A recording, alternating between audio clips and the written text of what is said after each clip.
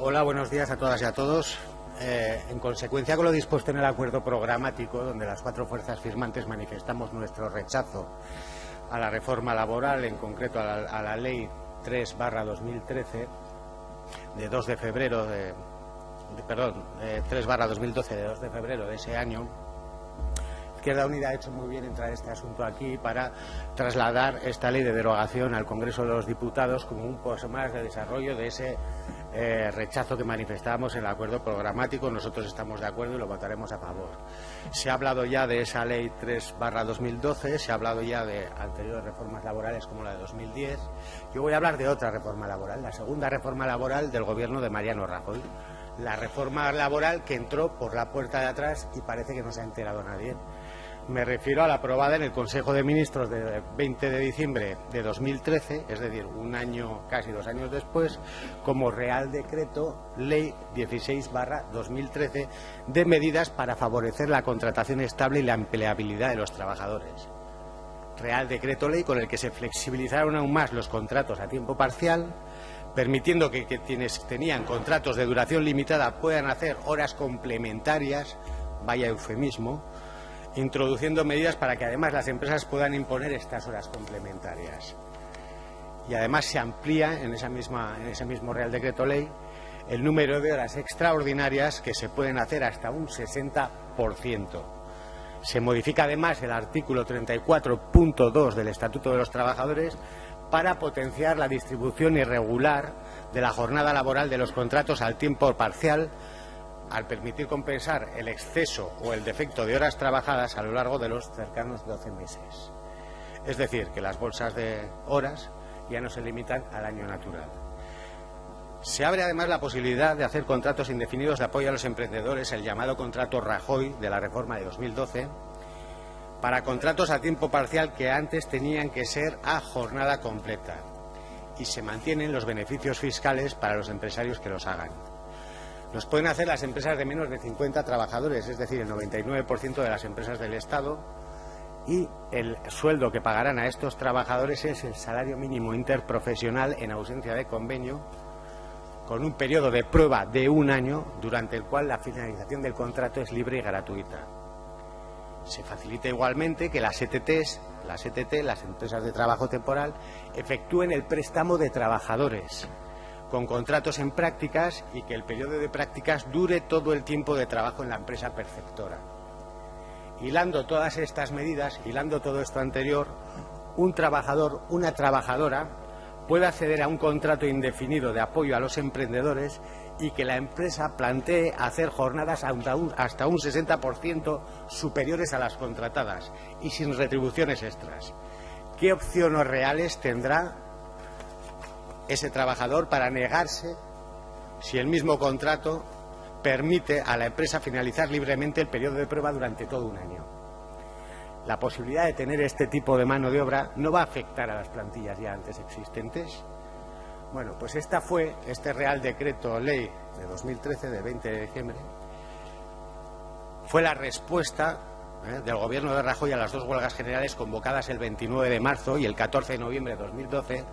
contra la reforma laboral de 12 de febrero de ese mismo año, la que hemos citado ya como Real Decreto Ley 3/2012. Si no queréis taza, taza y media. Esta fue la respuesta del gobierno de Mariano Rajoy. Claro, el Real Decreto Ley 3/2012, la reforma del año 2012, evidentemente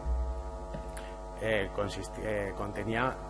algunas de las cuestiones que se han apuntado aquí y otras más, como que, por ejemplo, el contrato de aprendizaje y formación se elevaba de los 25 a los 30 años, siempre que la tasa de desempleo del Estado fuera superior a un 15%, es decir, prácticamente siempre va a ser así. Se eliminan los salarios de tramitación, se rebaja un 60% el coste del despido, se pasa a 20 días año con 12 mensualidades, se establece como causa objetiva la reducción de los ingresos en 3 meses, los ERES pasan a no tener que tener supervisión de la Administración, ni acuerdo ni control judicial, se elimina la fuerza normativa del convenio colectivo, ya se ha dicho, ya no tiene rango de ley, y se faculta a los empresarios el descuelgue salarial unilateral y de otros derechos pactados. Las consecuencias de todo esto ya las hemos visto: caída en picado de los salarios, aumento masivo de la eventualidad, precariedad como modelo de competitividad, flexibilidad en la jornada, en las funciones de los puestos de trabajo y en la movilidad, aumento significativo como consecuencia de todo ello de la siniestralidad laboral que repunta a partir del año 2012, despidos masivos y la deslocalización de empresas con beneficios que se ha producido por cientos durante estos años, empresas que se han largado simplemente a buscar mano de obra más barata porque aquí había un marco legislativo que les ponía en bandeja poder irse casi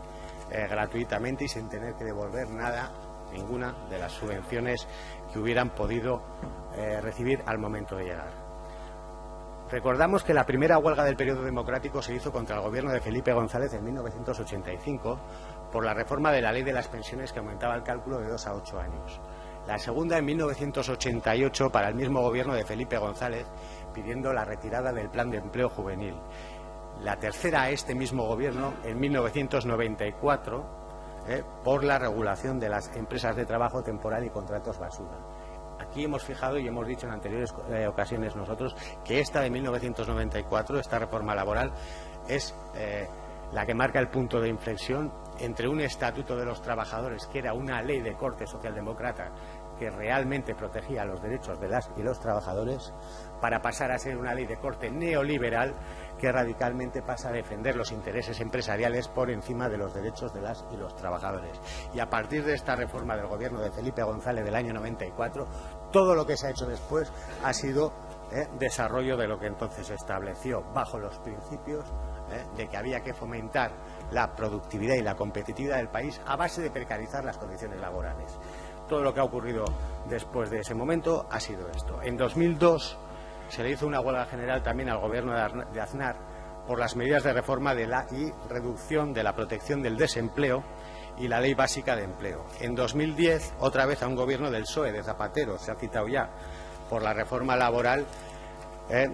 que supone el abaratamiento y el aumento de las causas objetivas para el despido fundamentalmente individual,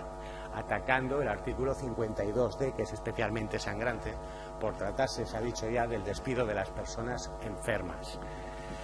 Bueno, el Estatuto de los Trabajadores, que es la ley básica que regula las relaciones laborales en el Estado, la Ley 8/1980,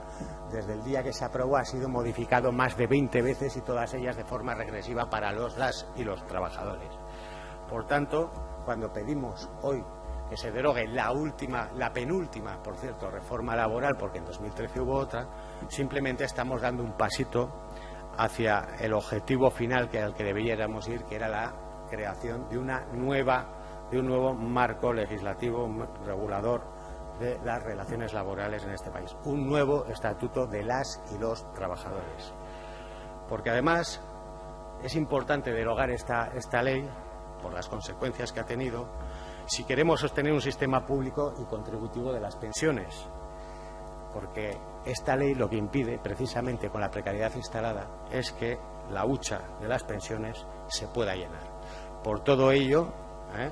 hilamos la lucha de los pensionistas y las pensionistas que se está desarrollando estos días a la lucha contra la precariedad laboral, contra la precariedad juvenil y todas las otras luchas que en este momento ha provocado las políticas del Partido Popular, y nosotros queremos anunciar desde esta tribuna también que nos sumaremos a la manifestación que mañana a las 6 ha sido convocada por multitud de organizaciones sindicales precisamente en defensa de las pensiones públicas. Nada más, muchas gracias.